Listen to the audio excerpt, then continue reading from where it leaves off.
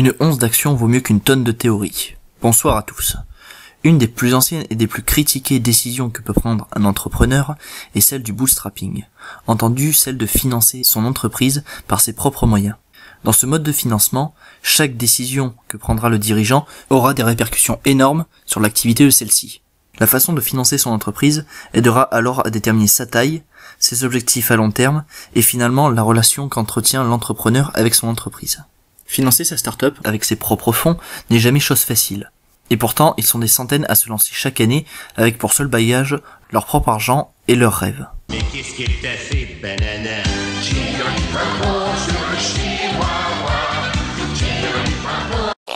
Si par cette méthode, certains échouent, d'autres en revanche réussissent à monter un projet viable et durable. Malgré tout, bootstrapper une start-up force l'entrepreneur à devenir plus fort, à la tête d'un business bien plus adaptable, en somme à devenir meilleur. Mais pourquoi ? C'est ce que nous allons voir dans cette vidéo.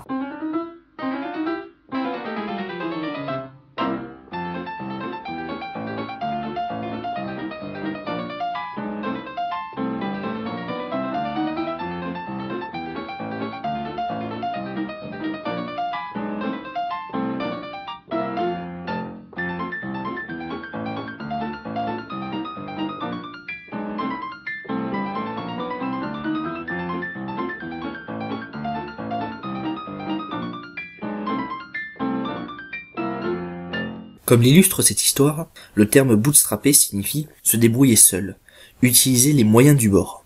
Et c'est précisément tout l'enjeu de ce mode de financement. En effet, l'entrepreneur doit admettre dès le début du processus qu'effectuer un financement personnel implique de l'anticipation, beaucoup de sacrifices et surtout une grande solitude face aux problèmes rencontrés. Selon Jerry Zhao, cofondateur et PDG de Retention Science, le bootstrapper aura alors intérêt à appliquer différents conseils pour économiser à tous les niveaux. Différer le plus possible les coûts d'avocat, tant que sa société ne sera pas assez stable. Utiliser QuickBooks, un logiciel de gestion autonome, dont le lien est dans la description au passage, pour gagner en temps et en quiétude.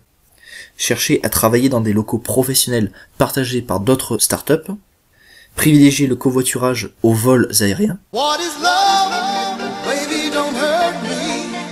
Don't hurt me no more. Ou encore utiliser WordPress pour créer son site internet dans un premier temps. Les méthodes et techniques de bootstrapping, proches pour certaines du bon sens gestionnaire ou de la créativité économique pour d'autres, peuvent être classées en 4 catégories. Utilisation des ressources liées à l'entrepreneur, autrement dit utilisation de ce que possède déjà l'entrepreneur. Optimisation des ressources liées à la vente, autrement dit privilégier les clients payant rapidement et se séparer des mauvais payeurs.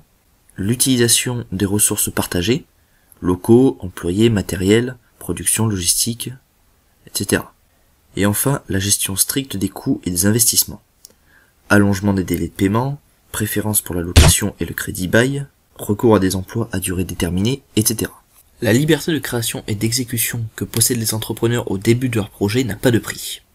En effet, bâtir une entreprise avec ses fonds propres pour unique ressource protège cette liberté de tout raisonnement comptable d'une voie externe protégeant ses intérêts.